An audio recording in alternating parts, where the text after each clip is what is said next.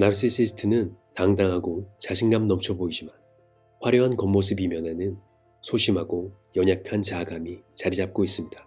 그들의 확신에 차있고 자신감 있어 보이는 말과 행동은 내면의 열등감을 보상하는 심리적인 작용으로 간주할 수 있는 것입니다. 특히 특정한 상황에서 나르시시스트는 커다란 혼란과 당혹감을 경험합니다.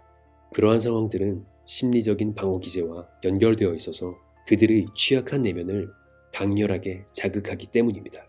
지금부터 나르시시스트의 내면에 커다란 불안을 일으키는 가장 대표적인 4가지 상황에 대해서 알아보겠습니다.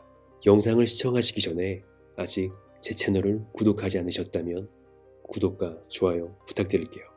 그럼 본격적으로 이야기를 시작하겠습니다. 첫 번째 상황은 무관심입니다. 나르시시스트는 사람들의 관심과 찬사를 열망합니다. 관심과 찬사는 나르시시스트에게 필요한 심리적 양분으로 그들이 생활하는데 꼭 필요한 연료라고 할 수 있습니다. 이를 계속해서 투여받기 위해서 그들은 능력을 과장하고 성과를 부풀리며 화려한 모습을 과시합니다. 그들은 항상 무대의 중심에 서야 하고 다른 누구보다도 돋보여야 합니다. 이러한 이유로 나르시시스트는 종종 업무나 시험 등에 실패할 경우 실패의 원인을 다른 사람의 탓으로 돌립니다. 반대로 성공할 경우에는 자신의 역할을 전면에 내세우고 강조합니다. 그래야만 사람들의 관심과 찬사를 얻어낼 수 있으며 이를 통해서 우월성과 특별함을 계속해서 유지할 수 있기 때문입니다. 이것은 강한 인정 욕구와도 관련이 있습니다.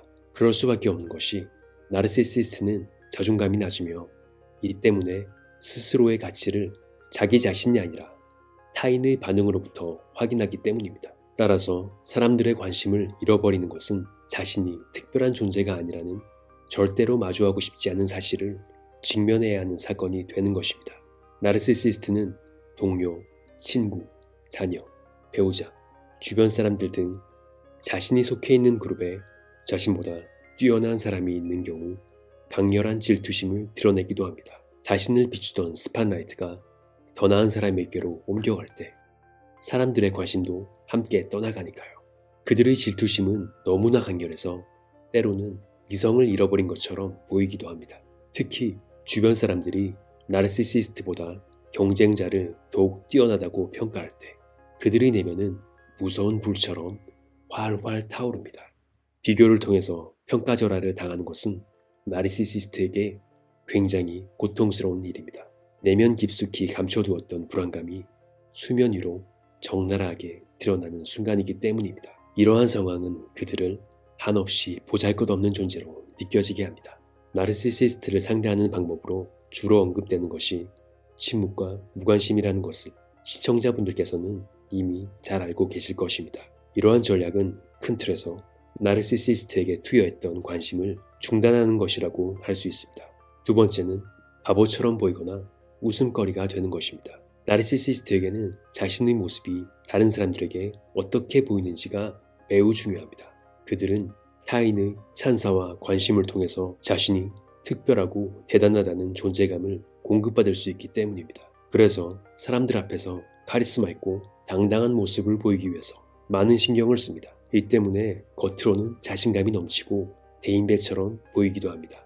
하지만 그처럼 화려한 모습의 이면에는 취약한 자존감이 자리 잡고 있습니다. 이 때문에 많은 사람들 앞에서 바보처럼 보이거나 웃음거리가 되는 것은 그들에게 격렬한 고통을 줍니다. 그동안 유지했던 번듯한 겉모습이 일순간에 무너져 버리기 때문입니다. 이것은 마치 수많은 사람들 앞에서 가면이 벗겨져서 본 모습이 탄로나 버리는 것과 같습니다. 자신이 그저 평범한 보통의 존재라는 사실이 사람들 앞에서 드러나는 것입니다.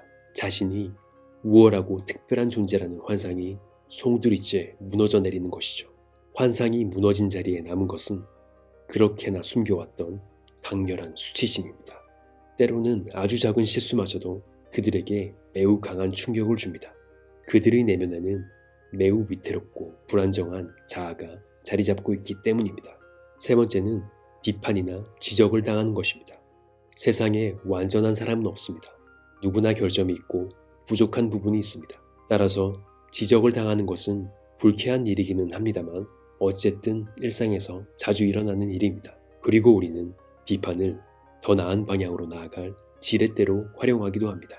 이처럼 일반적인 경우와는 달리 나르시시스트는 업무나 그 밖의 다양한 수행 과정에서 비판당하거나 지적당하는 것에 몹시 날카롭게 반응합니다. 그것이 아주 사소한 것이라 할지라도요. 나르시시스트는 자신이 평범한 사람들과는 다른 월등한 존재라는 생각에 사로잡혀 있으며 그로 인해 타인의 비판을 자신의 우월성과 특별함을 무너뜨리려는 일종의 공격으로 간주하기 때문입니다. 특히 나르시시스트는 자신의 능력, 배경, 성취 등을 실제보다 부풀리고 과장하는 경우가 있는데 이러한 부분을 간파당했을 때 열악한 내면이 들통나 버리는 듯한 수치심과 무능감을 경험하게 됩니다. 이때 그들은 발끈하거나 비판의 내용을 부인하거나 비판의 내용을 별것 아닌 것으로 치부하거나 비판자를 그럴 만한 자격이 없는 사람으로 평가절하하거나 다른 사람에게 책임을 돌리거나 아무렇지 않은 척하는 등의 강렬한 정서적 반응을 보여줍니다. 그들은 비판을 모욕으로 느끼며 이것은 그들의 자기애에 쓰라린 상처를 입히기 때문입니다. 네 번째는 통제력의 상실입니다. 나르시시스트는 주변 사람들을 원하는 대로 통제하려는 경향이 있습니다. 이것은 그들에게 커다란 즐거움을 줍니다. 통제를 통해서 자신이 누군가를 원하는 대로 조종할 수 있는 전능성을 만끽할 수 있기 때문입니다. 사람들을 내 마음대로 조종할 수 있다는 거죠.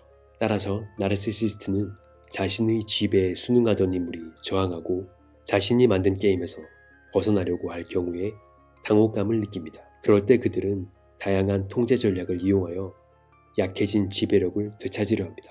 예를 들면 공격적인 태도를 취하거나 아첨을 하거나 죄책감을 심어주거나 예전과는 다른 사람이 되겠다는 등의 맹세를 하면서 다시금 목표 대상을 자신의 영역으로 끌어들이려 할 것입니다.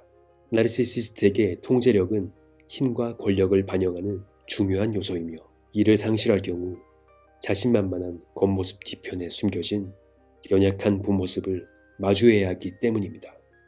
눈치채셨겠지만 지금까지 설명드렸던 4가지 상황들은 바로 그들이 다른 사람들을 통제하기 위해 조성하는 상황들입니다. 나르시시스트는 자신이 타인에게 하는 행동을 자신이 당하는 것을 몹시 견디기 힘들어합니다. 이것은 그들의 심리적 특성인 자아성찰 능력의 부족과 공감 능력의 결여를 여실히 보여주는 단면이라고 할 수 있습니다. 오늘 영상은 여기까지입니다. 도움이 되셨나요? 도움이 되셨다면 구독과 좋아요 부탁드리겠습니다. 그럼 다음 영상에서 뵐게요.